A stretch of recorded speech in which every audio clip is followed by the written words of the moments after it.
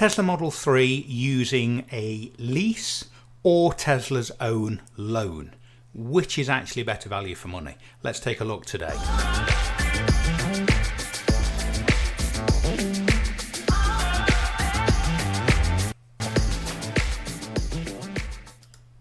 Welcome back to the channel, folks. JD here again. Sorry for the lack of content. I did actually put this video out last night, so a few of you saw it, but somebody very kindly pointed out a novice error, and I'd completely forgotten to do something. When I was making it, I thought, I'm sure there's something I've forgotten to do. So I've scrapped that video and I'm going to redo it again today. Sorry for lack of content. Lately I've been doing various DIY projects around the house, just finished refitting another bathroom, so I'm back with you today. If you're new to the channel, thanks for popping by. This channel's all about car finance and helping you understand those pesky finance agreements. So if there's anything you ever want to know, do fling me an email here. The spreadsheet that I'm going to be using today is available for a one-off purchase of £10. We'll talk about that at the end. So essentially, something that caught my eye recently on a Tesla Facebook group that I'm part of, somebody was asking for opinions as to whether they thought it was better to have a Tesla loan over 5 years, or a Tesla loan over 6 years, or a Tesla lease over 5 years. And they were kind of saying, which do you think is best? And I thought this was quite a good little topic to talk about today. It's going to be a very quick video. What I've done, I've just put the figures that this chap quoted into an old spreadsheet. And what they basically said, the lease option was 0 down. So it was so I imagine, well, it would have been a 1 plus 59. Okay, so 1 month's deposit and then 59 further equal payments. So effectively, no deposit down, 60 months, and it was coming out at £656 a month. And then obviously at the end of a lease, at the end of the 5 years, you hand the car back. Okay, you've got no equity, you can't sell the car. There's very few examples where you can kind of sometimes ring up the lease company and say, can I buy the car from you? But effectively, with a lease, you rent it and then you give it back. With the Tesla loan option, it's an HP. So there's no balloon payment, you're paying the car down. At the end of the, in this case, 72nd payment, you own the car.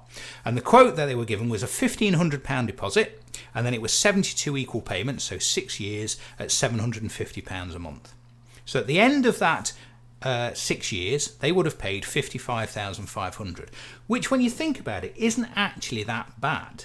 Now, I've put it into the old spreadsheet, and this is the spreadsheet, if you're new to the channel, that you can purchase, and it's my PCP spreadsheet. It enables you to compare different deals, work out settlement figures at any point in the agreement, work out voluntary termination points, that kind of thing.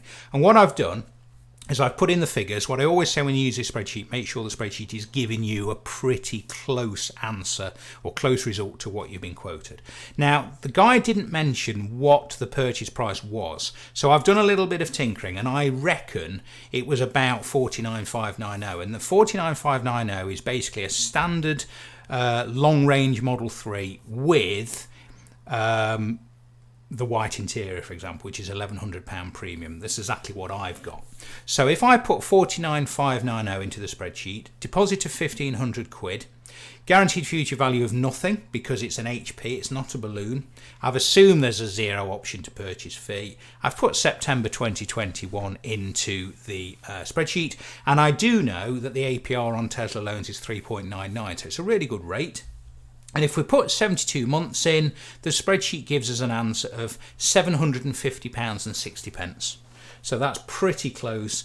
The example he quoted was 750 dead. So we know we are pretty much spot on. And it tells me there, look, the total amount payable is 55,543. So you're only paying £6,000 in interest over 6 years. So that's not bad at all.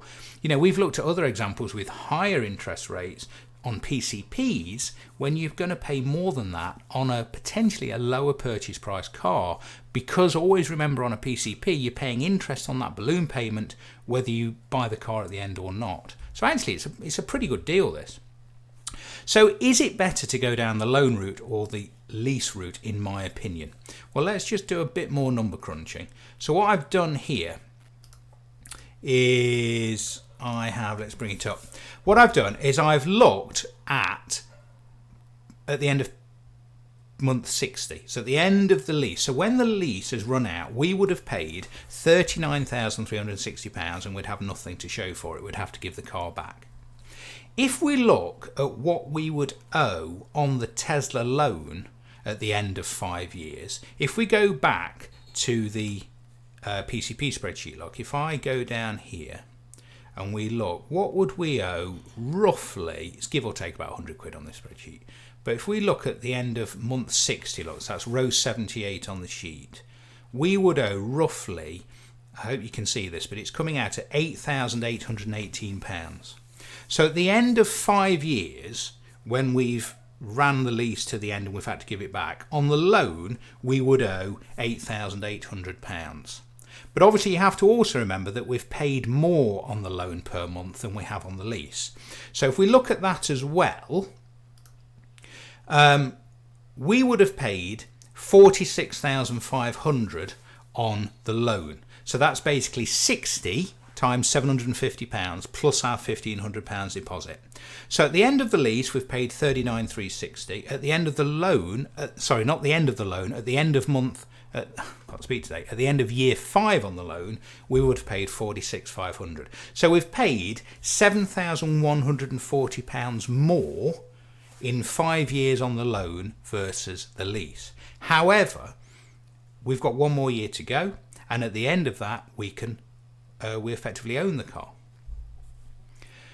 So if we assume that the spreadsheet's pretty right, that's terrible English today. If we assume that the spreadsheet is correct, we would owe £8,188, give or take a little bit, on the loan, plus we've paid an extra £7,140 to get there.